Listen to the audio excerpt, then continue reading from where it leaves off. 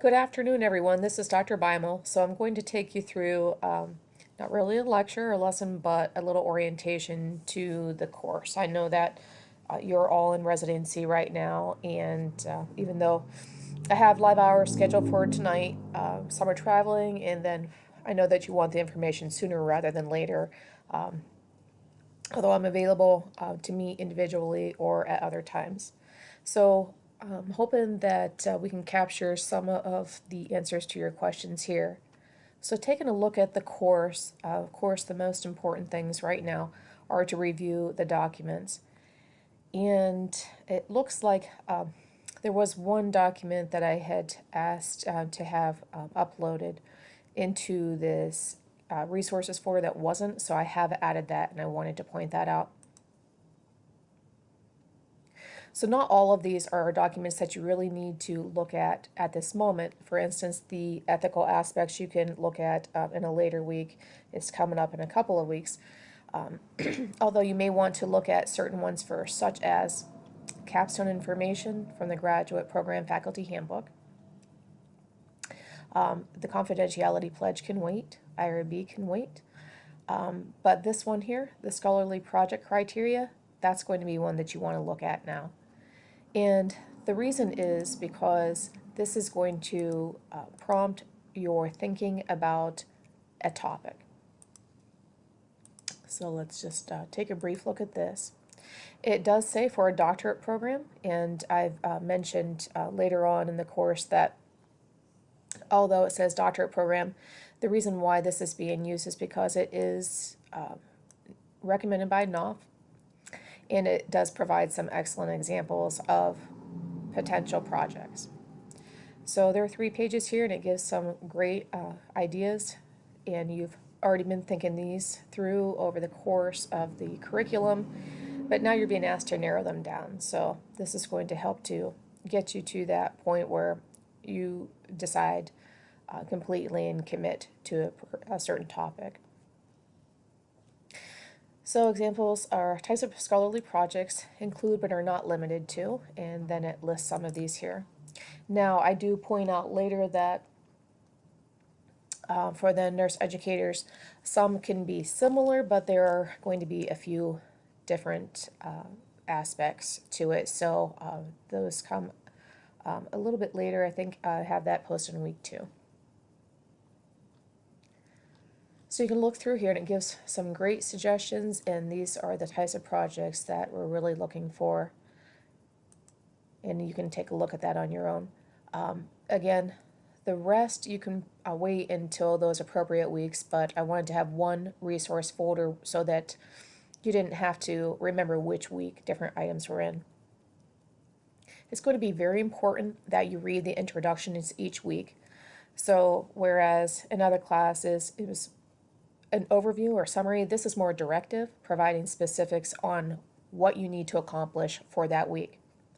Although things will be similar from week to week, such as 3 sources, new sources towards your comprehensive literature review, which is due in the last week, there will be slight differences. So for instance, in the first couple of weeks, you'll focus on your topic and your theory.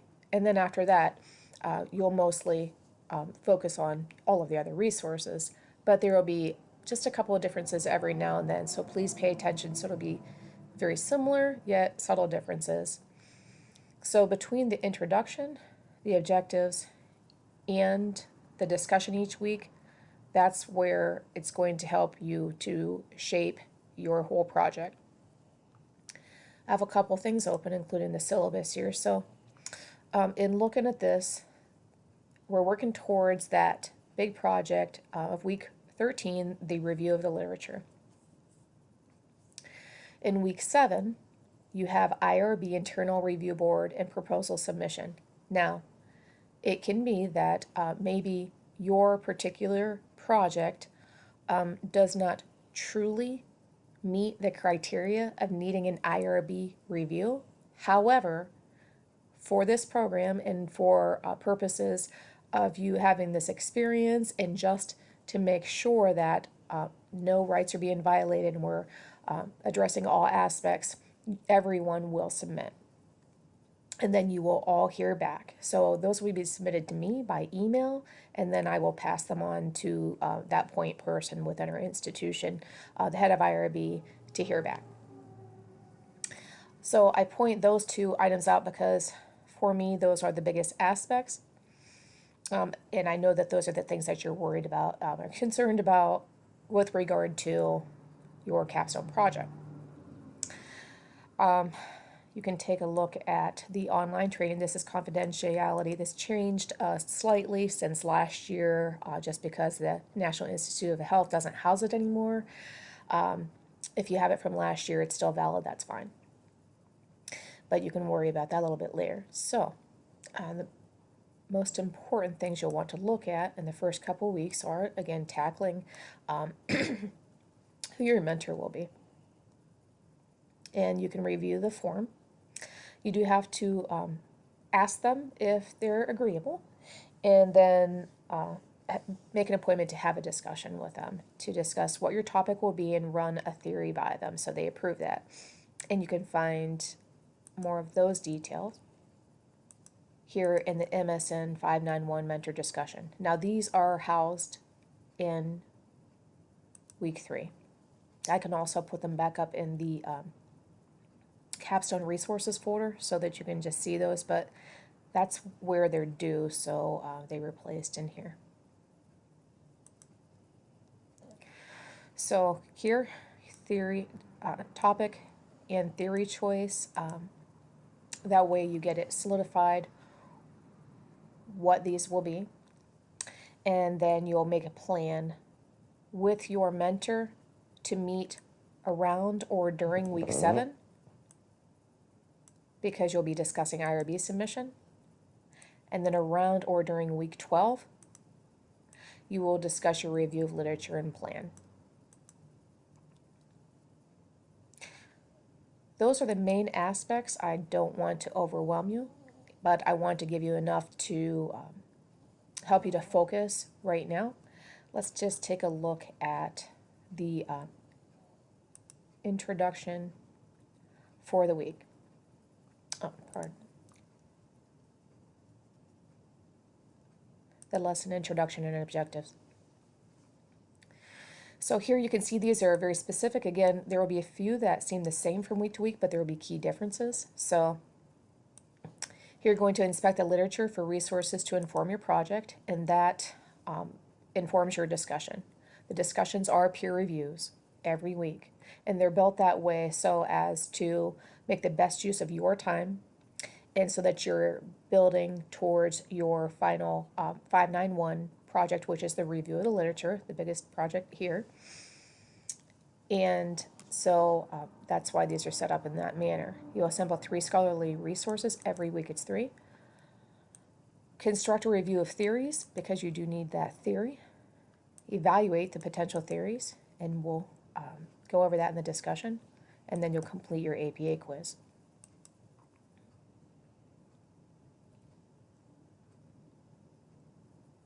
Okay, so let's take a look here at the discussion. All right, so for week 1, you certainly can post by Thursday instead of tonight. Well, sorry about that, but thank you to anyone who's posted. If you would like to revise yours, you're more than welcome to do that. But I realize that you have travel and things like that. So in order to accommodate that, you certainly can post by tomorrow night, Thursday. So, and I put in here, I try to put this here because it's very specific, and I want to make sure we're covering all aspects. Every week, read the lesson introduction and the resources. For your initial submission, you'll submit your sources, along with your paragraph synopsis for each of your review of the literature information. So, we'll take a look at how I want that formulated in a moment, and you may have already seen it. Probably should have put this in red or bold, but it already said here you can post by Thursday. And that was because I knew you'd be at residency. So you'll identify your 3 sources. You'll consider what your topic is going to be. You will consider a theory. Now, starting next week, you will be put in groups based on what your topics are. So it could be a group of 2, could be a group of 3, and I'll just determine what the topics are and see how they're related. And it could be you're mixed in with a fellow FNP student, it could be you're mixed in with a fellow NE student, or not, or both. So just depends on what your topics are, and I'll take a look at those. So you will look at your nursing theories, break out that Alligood textbook, and get in there. And then I want all of you to thoughtfully address these questions, and they're specific to each week's discussion. So you want to ask questions about the theory, and you can even suggest another theory as an alternative that maybe your peer didn't think about. And you'll just want to keep clarifying and bouncing ideas off of each other as you build a literature review. So let me just take a look back there, back here. I know I saw it, I think it was up in here. I think it got actually not put into the resources folder. Here it is. The way for most of the course that you're going to submit the review of the literature, and I titled it Review of the Literature Build because the actual review of the literature is submitted in the final week. So each week I consider that a build.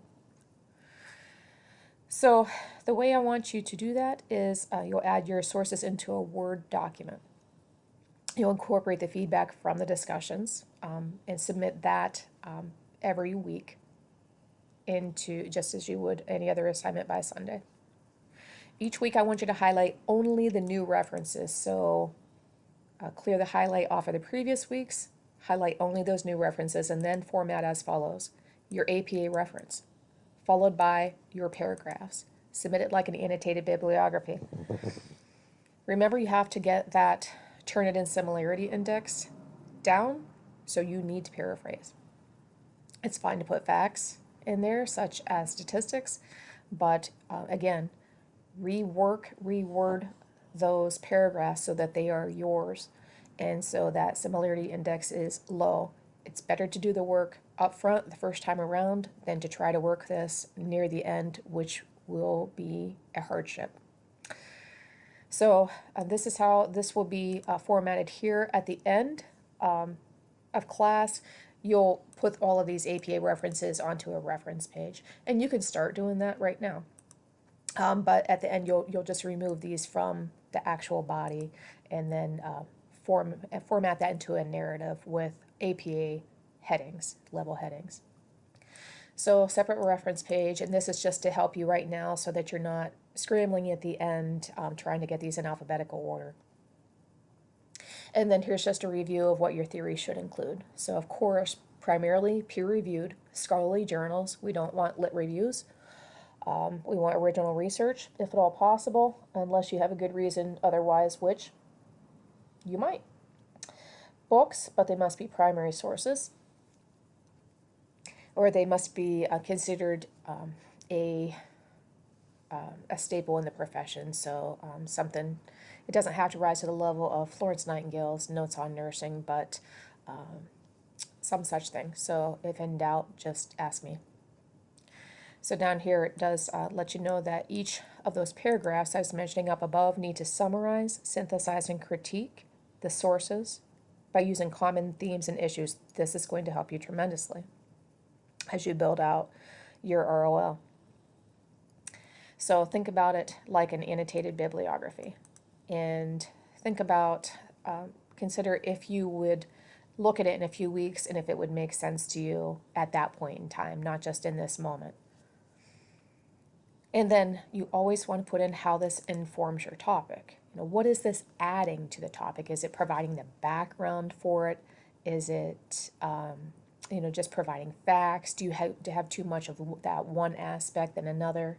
So, and that'll be something that we formulate as we go along to make sure that your review of the literature is balanced.